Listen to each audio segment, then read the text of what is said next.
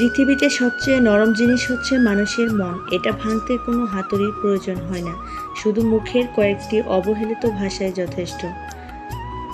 তো এক একজনের ইচ্ছা শক্তি হয় এক এক রকম, তো মানুষের মনটাও আসলে এক এক রকম। এক এক মানুষের মন এক এক রকমের হওয়াতেই দুনিয়াতে আসলে ভালো মন্দ মানুষ সবটাই খুঁজে পাওয়া যায়। তো হ্যালো এভরিওয়ান, আসসালামু আলাইকুম। সবাই কেমন আছেন? আশা করছি কাছে কিংবা দূরে, দেশ এবং দেশের বাইরে যে যেখান থেকে আমার প্রাণপ্রিয় আপু ভাইয়ারা আমার ভিডিওটি দেখছেন সবাই অনেক ভালো আছেন, সুস্থ আছেন। আলহামদুলিল্লাহ, আপনাদের দোয়ায় ও ভালোবাসায় আল্লাহ তাআলার অশেষ রহমতে আমরাও বেশ ভালো আছি। তো প্রতিদিনের মতো আবারও চলে আসলাম নতুন আরেকটি লাইফস্টাইল ব্লগ নিয়ে। আশা করছি আজকের ব্লগটি আপনাদের অনেক বেশি ভালো লাগবে। আর যদি ভালো লাগে তাহলে প্লিজ ভিডিও শুরুতে একটা লাইক দিতে ভুল করবেন না। তো সকাল সকালই চলে আসলাম আপনাদের মাঝে ভিডিওটি নিয়ে। তো সকালবেলা এখানে হচ্ছে আমার হাজব্যান্ড কিছু বাজার করে নিয়ে আসছে, তো সেই বাজারগুলোকে গুছিয়ে নিচ্ছে। আর এদিক থেকে হচ্ছে যে অনেকগুলো আম নিয়ে আসছে, বছরের প্রথম আম খাবো এই যে।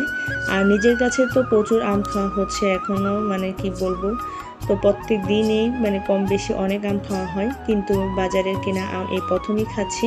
তো যাই হোক, এখন হচ্ছে বাচ্চারা মানে খুবই বায়না করতেছিল তাড়াতাড়ি আমটা মানে কেটে দেওয়ার জন্য। তো যেই কথা সেই কাজ, তো আমটাই কেটে দিচ্ছি আগে। তো আম কাটা মানে কি, আমাকে আম আগে ডিজাইন করতে হবে, মানে আমের মধ্যে ফুল করে দিতে হবে। তো এটা হচ্ছে আমার ছেলের একটা ছোটোবেলা থেকে একটা অভ্যাস। তো যাই হোক, তো তার কথা মতো কাজটা করে দিচ্ছি, তাকে আমে ফুল বানিয়ে, তো এই দেখেন ফুল বানিয়ে দিচ্ছি, তো এতে করে সে আমটা খুব সুন্দরভাবে খেয়ে নিতে পারে। তো আজকে এই যে সকালবেলা আমি আম কাটা দিয়ে শুরু করেছি, আর সকালে অফ ক্যামেরায় নাস্তাটা করে নিয়েছি। তারপর হচ্ছে এই যে আম কাটাকাটি করছিলাম, আর বাজারগুলো আমি আগেই গুছিয়ে নিয়েছি। তো যাই হোক, আজকের ভিডিওটা কিন্তু অনেক বড় হতে যাচ্ছে। আশা করছি প্রিয় আপু ভাইয়ারা একটা লাইক দিয়ে পুরো ভিডিওর পাশে থেকে যাবেন। তো এই যে আমার আমটা কাটা শেষ, এখন এই পর্যায়ে আমার বাচ্চা খেয়ে নেবে। তো এই যে দেখতে পাচ্ছেন, তাকে মানে সবসময় আমার আসলে এইভাবে মানে আমটা কেটে দেওয়া হয়। আর এখানে দেখতে পাচ্ছেন একটা কাঁঠাল নিয়ে বসে পড়েছি আমি, আর ছুরি দিয়ে কেটে কেটে কাঁঠালগুলোকে বের করছি। তো অনেক শখের কাঁঠাল এটা আমার কাছে। তো গ্রামের বাড়ি থেকে আমার ছোট খালামণির কাছ থেকে এই কাঁঠালটা মানে নিয়ে আসা হয়েছে আমার জন্য, কাঁচা কাঁঠাল বলে নিয়ে আসা হয়েছিল। আর এখন দেখেন কি অবস্থা, একদমই পেকে গেছে কাঁঠালগুলো। আর এত কুমলা একটা কাঁঠাল, কি পরিমাণ গরম, আর সেই গরমে দেখতে পাচ্ছেন কাঁঠালগুলো পেকে গেছে। তো আমার আর কাঁচা কাঁঠাল খাওয়া হলো না, তো খুবই কষ্ট পেলাম ঘটনাটা দেখে। আমি রান্না করতে মানে আসছি কাঁঠাল রান্না করব, তো এসে দেখি কাঁঠালটা আমার ছেলে আমাদেরকে বলতেছিল যে আম্মু দেখো কাঁঠালটা পেকে গেছে। তো শুনে খুবই খারাপ লাগলো। তো যাই হোক, একটা প্রস্তুতি নিয়েছিলাম রান্না করার জন্য, এখন হচ্ছে আরেক প্রস্তুতি নিয়ে নিলাম। তো কি আর করার, আজকে হচ্ছে আমি মাটির চুলায় রান্না করব অনেক দিন পর। তো অনেক আগে মাটির চুলায় রান্না করেছিলাম মাঝে মাঝে, আর আমার ফোনটা বেশ কিছুদিন আগে নষ্ট হয়েছিল, তো সেখানে মাটির চুলায় রান্নার অনেক ভিডিও করা ছিল। তো আমার সেজন্য অনেক বেশি খারাপ লেগেছে, যেহেতু মাটির চুলায় রান্না করেছি খুব কষ্ট করে, তো সেটা তো আপনাদের সাথে শেয়ার করতে পারলাম না, সেজন্য অনেক বেশি খারাপ লেগেছে। তো এখন হচ্ছে অনেক দিন পর আবারও মাটির চুলায় রান্না করতে চলে আসলাম আপনাদের মাঝে। আশা করছি পুরো ভিডিওটি দেখলে আপনাদের কাছে একটু হলেও ভালো লাগবে। তো আমি মাটির চুলায় আজকে রান্না করব হচ্ছে গরুর কলিজা ভুনা করব, আর মানে রান্না করব যেটাই বলেন না কেন। তো সেজন্য এখানে আমি একটু মানে মশলা বেটে নিচ্ছি। আর এখানে আমার জিরার গুঁড়ো করা ছিল না, তো সেজন্য আমি জিরাটাকে আজকে পাটায় বেটে নিচ্ছি। আর পাটার বাটা মানে যে কোনো মশলা দিয়ে কিন্তু রান্না করার স্বাদটাই অন্যরকম। তো আমার কাছে আসলে ভালো লাগে, কিন্তু সময়ের অভাবের কারণে দেখা গেছে যে বাটাবাটি ঝামেলায় যেতে চায় না। তবে আজকে যেহেতু মানে দেখা গেছে যে আমার জিরার গুঁড়োটা শেষ, তো সেই জন্য এটাকে বেটে নিচ্ছি আর ব্লেন্ডার করেছি বাকি মশলাগুলো। তো যাই হোক, কথা বলতে বলতে এদিক থেকে এই যে আমার বাটাবাটির কাজটা শেষ, এখন হচ্ছে তো সব উঠিয়ে নিচ্ছি। আর মাটির চুলায় রান্না করব, তো মাটির চুলায় রান্না তো আসলে অন্যরকম। তো সব কিছুই যদি আগের মতো করে বাটাবাটি করে রান্না করা যায় তাহলে তো এর কোনো কথাই নেই, এক কথায় অসাধারণ। তো আমার কাছে অনেক বেশি ভালো লাগে গ্রামের মতো করে খোলামেলা পরিবেশে রান্না করতে, ভীষণ ভালো লাগে। আমি আশা করছি যে আমার আপু ভাইদের কাছেও অনেক বেশি ভালো লাগে মাটির চুলায় রান্না করতে বা দেখতে। তো আমার তো অনেক বেশি ভালো লাগে। মানে আমি আসলে ছোটোবেলায় যেহেতু মাটির চুলায় রান্না খেয়েছি, সেই স্বাদটা আমি এখন পর্যন্ত ভুলতে পারি না। সেই জন্য আমার কাছে মনে হয় মাঝে মাঝে মাটির চুলায় রান্না খাওয়া দরকার। তো ঘরের ভিতর 4 দেওয়ালের মাঝখানে আসলে এই প্রচণ্ড গরমে রান্না করতে ইচ্ছে করতেছিল না, সেই জন্য চলে আসলাম খোলামেলায় আকাশের নিচে গাছতলায় বসে রান্না করার জন্য। আর দেখেন কত সুন্দর একটা পরিবেশ। তো এই পরিবেশে রান্না করতে কার না ভালো লাগবে, আমার তো অনেক ভালো লাগছে। আর এত গরম, তো এই গরমে আসলে সত্যি একটুও গরম লাগতেছিল না, আমার কাছে অনেক বেশি ভালো লাগতেছিল। কি সুন্দর বাতাস ঝিরঝির করছে। তো যাই হোক, মশলাটা আমার বাটা হয়ে গেছে। এখন হচ্ছে আমি চুলায় আগুনটা ধরিয়ে দিচ্ছি। আর হচ্ছে এখন আমি কলিজাটাকে আগে থেকে সিদ্ধ করে রেখেছিলাম। তো এই কলিজাটা যেহেতু সিদ্ধ করে নিতে হয়, তো সেই জন্য আমি আগে থেকে সিদ্ধ করে রেখেছি। তো এখন হচ্ছে সব কিছু বসিয়ে দেব আগুনটা ধরানোর পরেই। তো যারা যারা আমার ভিডিওটি এখন পর্যন্ত দেখছেন, একটা লাইক দিতে ভুলে গেছেন, প্লিজ আপু ভাইয়ারা একটা লাইক করে দিতে কেউ ভুল করবেন না, কারণ আপনাদের দেওয়া লাইক আমার কাছে অনেক বেশি প্রয়োজন। আর ভিডিওটি কোথাও কোনো জায়গায় যদি কারো ভালো লেগে থাকে, তাহলে প্লিজ আপুরা একটা কমেন্টস আর লাইক করে দিবেন।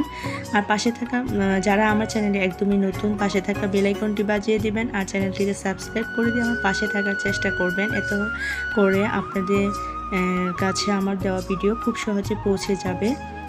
তো যাই হোক, এখন হচ্ছে চুলায় আগুনটা ধরিয়ে দিলাম। আর এদিক থেকে হচ্ছে আমি রসুনগুলো কুচি করে নিচ্ছি।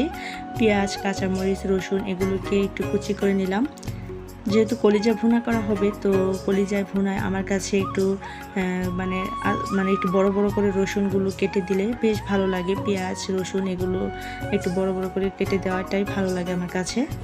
তো এই যে দেখতে পাচ্ছেন আগুনটা ধরানো হয়ে গেছে। তো অনেকদিন যাবত তো মাটির চুলায় রান্না করি না, তো কেমন জানি একটু লাগে। তো যাই হোক, তারপরেও আমার কাছে অনেক বেশি ভালো লাগে। আর আমার ছেলেও অনেক বেশি পছন্দ করে মাটির চুলা দেখতে, তো এখানে রান্না করতে বেশি পছন্দ করে। আসলে এখনকার বাচ্চারা তো এইভাবে অভ্যস্ত না, তো মাটির চুলায় রান্না করা দেখে অভ্যস্ত না। তো আমরা তো ছোটোবেলায় এগুলো অনেক দেখেছি, তারপরও সেই জন্য আমরা ভুলতে পারি না। আর এখনকার বাচ্চারা আসলে কি বলবো, সব কিছু আপডেট দেখতে দেখতে অভ্যস্ত। তো আগের কোনো কিছু দেখলে ওদের কাছে বলে অনেক বেশি ভালো লাগে। তো আমার ছেলেও তেমনই একজন। আমি রান্না করি যখন, তখন সে আমার আশেপাশেই থাকে। তো আমাকে অনেক হেল্প করে, সাহায্য করে, আমার আশপাশে থেকে সবসময় বসে বসে দেখে থাকে রান্না করা। তো যাই হোক, এই যে কথা বলতে বলতে এদিক থেকে আমি একটা কড়াইয়ে তেল দিয়ে দিলাম। আর পেঁয়াজ, কাঁচামরিচ আর রসুন কুচি দিয়ে এখন ভালো করে নেড়ে নিচ্ছি। তো বেশ কিছুক্ষণ ভেজে নেব। আর আমি যেহেতু একা হাতে কাজ করছি, তো সেই জন্য আমাকে বারবার উঠে এটা নিয়ে আসতে হচ্ছে, ওটা নিয়ে আসতে হচ্ছে। তো যাই হোক, সব মিলিয়ে বেশ ভালোই লাগতেছিল রান্না করতে। তো এই যে দেখতেই পাচ্ছেন কত সুন্দর একটা পরিবেশ নিয়ে রান্না করছি। তো মাটির হ্যাসেল বা মাটির হাঁড়িতে রান্না করা কিন্তু অনেক বেশি ভালো লাগে, মন থেকে অনেক বেশি শান্তি পাই। তো যাই হোক, এখন হচ্ছে আমি এখানে দিয়ে দিলাম একটু লবণ। তারপর একে একে সবগুলো মশলা দিয়ে এটাকে ভালো করে তো ভেজে নেব।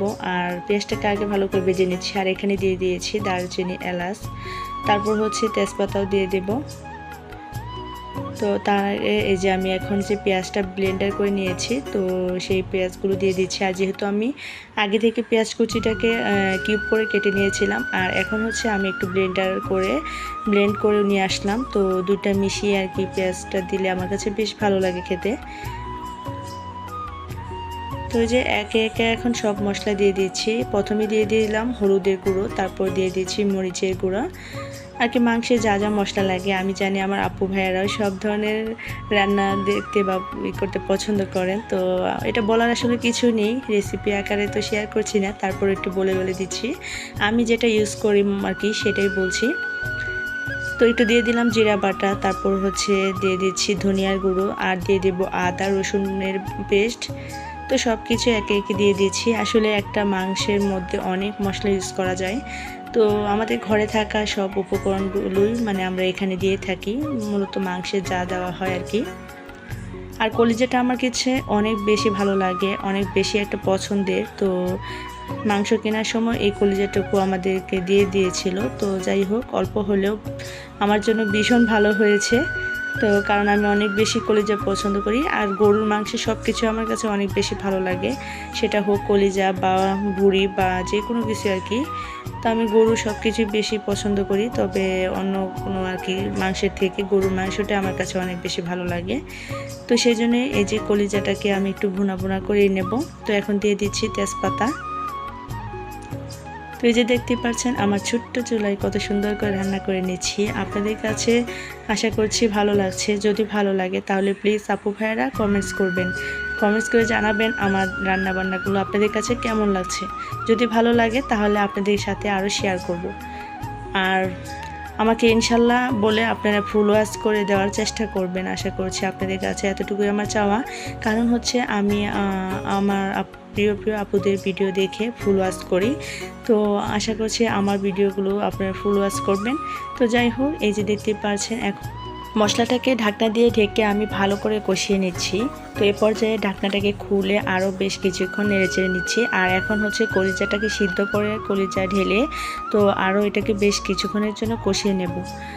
তো মাটির চুলায় বা মাটির হাঁড়িতে রান্না করতে আমি জানি না, সত্যি আমার কাছে অনেক বেশি ভালো লাগে। আর অনেক বেশি যদি সময় পেতাম তাহলে চেষ্টা করতাম প্রত্যেক দিন মাটির চুলায় রান্না করার জন্য।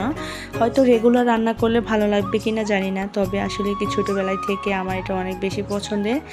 আর খোলামেলা পরিবেশে রান্নাটা ভীষণ পছন্দের, তবে ঘরের চার দেওয়ালের মাঝখানে না, খোলামেলায় গাছতলায় বসে রান্না করাটাই আমার কাছে অনেক বেশি ভালো লাগে। তো আর সেখানে যদি মাটির চুলা মাটির হাঁড়ি পাতিল হয় তাহলে আর কোনো কথাই নেই, অনেক বেশি ভালো লাগে। তো আগে আমার দাদু বা এরা দেখতাম মাটির চুলায় মাটির পাতিলে ভাত রান্না করতো। আর দেখা গেছে যে মানে বেশিরভাগ সময় আমার দাদু তো মাটির কলসে সব সময় পানি ইউজ করতো বা পানি খেত। তখন বলতাম যে দাদু তুমি কেন এই পানি খাও, বলতো যে আর দাদু এই পানি অনেক বেশি ঠান্ডা এবং মজার হয়। আসলে সত্যি তাই, যে আগের মানুষ যে এত সুস্থ বা জীবনযাপন করেছে তার একটাই কারণ হচ্ছে তারা হচ্ছে স্বাস্থ্যসম্মত খাবার দাবার খেয়েছে, কোনো ভেজালমুক্ত খাবার খায়নি বা কোনো মানে আধুনিক হাঁড়ি পাতিল ব্যবহার করেনি, যার কারণে ওরা আসলে অনেক দিন পর্যন্ত টিকে গেছে দুনিয়াতে বা বেঁচে গেছে। আর আমরা হচ্ছে যা খাচ্ছি বা যা কিছু ব্যবহার করছি সব কিছু হচ্ছে ভেজাল মুক্ত, সেই জন্য আমাদের আসলে এত সমস্যা পৃথিবীতে। তো যাই হোক, কথা বলতে বলতে আমার যে কলিজাটাকে কষানো হয়ে গেছে, এ পর্যায়ে আমি একটু পানি দিয়ে তো এটা বেশ কিছুক্ষণের জন্য রান্না করে নেব। তারপর হচ্ছে আমার রান্নাটা হয়ে যাবে। তো আজকের ভিডিওটা অনেক বড় হতে যাচ্ছে, আশা করছি আপনারা একটু বিরক্ত বোধ হবেন না। তো পুরো ভিডিও জুড়ে আমার পাশে থেকে যাবেন। আর যারা যারা এখন পর্যন্ত আমার ভিডিওটি দেখছেন, তো আপনাদের সবাইকে অসংখ্য অসংখ্য ধন্যবাদ জানাচ্ছি আপু ভাইয়ারা, তো ভিডিওটির পাশে থাকার জন্য।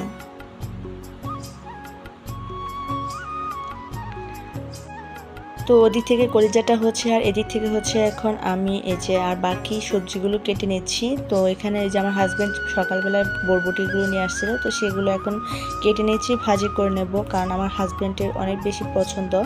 তো সবজিতে বা ভাজিটা অনেক বেশি পছন্দ করে থাকে বরবটি ভাজি, তো আমার কাছে বেশ ভালো লাগে।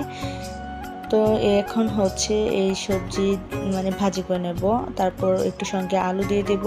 তো আলু দিয়ে বরবটি ভাজি বেশ ভালো লাগে। তো কে কে খেয়েছেন আমার প্রিয় আপু ভাইয়ারা কমেন্টস করে জানাবেন কিন্তু।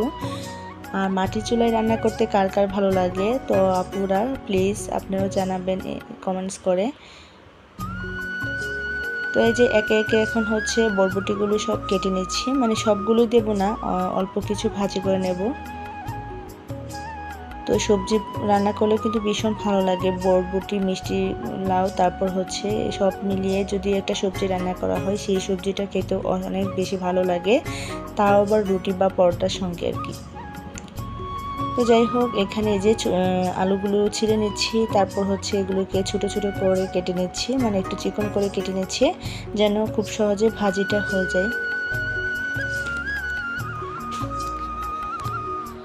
বরবটি অনেকভাবে খাওয়া যায়, তো ভর্তা করে খাওয়া যায়, আমার কাছে সেটাও বেশ ভালো লাগে। তো বললাম না আজকে ভিডিওটা অনেক বড় হতে যাচ্ছে, সেই জন্য কথা বলতে বলতে হাঁপিয়ে যাচ্ছি। আসলে ভিডিওর কোন অংশ বাদ দেব আর কোন অংশ রেখে দেব সেটা বুঝতে পারছিলাম না, কারণ আমার কাছে তো সবই ভালো লাগছে। তো এত সুন্দর একটা পরিবেশ, তো আমার আপুদেরও আশা করছি ভালো লাগবে, সেজন্য আমি আসলেই এত কিছু স্কিপ করিনি, তো পুরোটা রেখে দেওয়ার চেষ্টা করেছি। তো যাই হোক, কষ্ট করে দেখে নেবেন আপনারা, পুরো ভিডিও জুড়ে আমার পাশেই থাকবেন আশা করছি।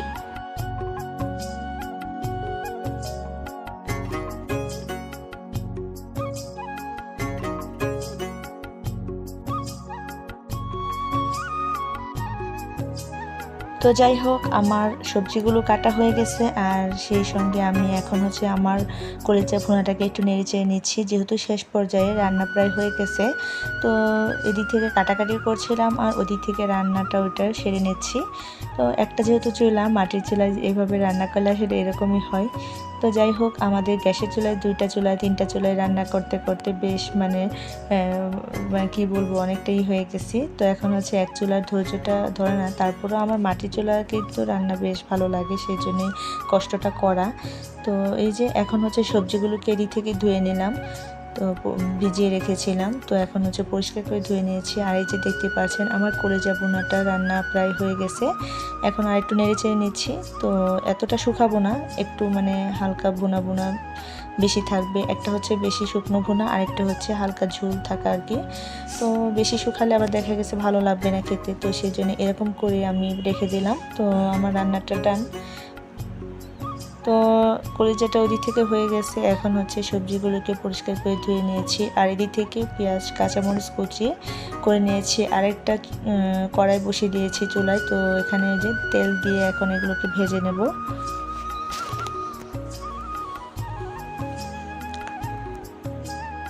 পেঁয়াজ আর কাঁচামরিচ কুচিটাকে একটু লালচে করে ভেজে নিব, তারপর হচ্ছে লবণ আর হলুদ দিয়ে তো এই ভাজিটা করব। তো তেমন কোনো কিছু লাগে না ভাজিটা করতে, এইভাবে করলেই খেতে অনেক ভালো লাগে। তো যাই হোক, একদম সাদা সিধা ভাজি, তো তারপরও অনেক বেশি ভালো লাগে গরম ভাতের সাথে। তো আপনারা যারা এখনও বরবটি ভাজি খাননি, তাহলে আপনারা বাসায় ট্রাই করে দেখবেন, খেতে অনেক ভালো লাগবে। তো এই যে আমার পেঁয়াজগুলো ভাজা হয়ে গেছে, এই পর্যায়ে আমি হচ্ছে বরবটিগুলোকে দিয়ে দিচ্ছি। তো এটাকে এখন নেড়ে চেড়ে মিশিয়ে নিচ্ছিলাম খুব ভালো করে। একটা সময় বরবটি আমরা ছোটোবেলায় কাঁচাই খেয়েছি, কচকচ করে গাছ থেকে পেড়ে কামড়িয়ে তখন ছোটোবেলায় খেয়ে নিয়েছি। তো সবাই বলতো আর কি যে বরবটি কাঁচাই খাওয়া যায়, তো সেজন্য কাঁচাই খেয়ে নিতাম গাছ থেকে বসে বসে। তো যাই হোক, এখন আর খাওয়া হয় না। এখন এই যে আমার ভাজিটাকে ঢেকে দিলাম, আর এদিক থেকে এই যে দেখেন আমার কলিজা ভুনাটা দেখতে কেমন হয়েছে। তো অনেক সুন্দর একটা কালার চলে আসছে, আর খেতেও অসম্ভব মজা হয়েছিল। আর এখন হচ্ছে আবারও আমি ঢাকনা খুলে এটাকে নেড়ে চেড়ে দিচ্ছি, কারণ বেশ কিছুক্ষণের পরপর ঢাকনা খুলে নেড়ে চেড়ে দিতে হবে, তা না হলে নিচে লেগে যাবে। তো সেই জন্য আমি বারবার ঢাকনা খুলে নাড়াচাড়া দিয়ে দিচ্ছিলাম। তো যাই হোক, আমার রান্নাটা শেষ পর্যায়ের দিকে চলে আসছে, এখন সব গুছিয়ে নিচ্ছি। আজকের মতো এই পর্যন্তই, সবাই ভালো থাকবেন, সুস্থ থাকবেন। আল্লাহ হাফেজ, আসসালামু আলাইকুম।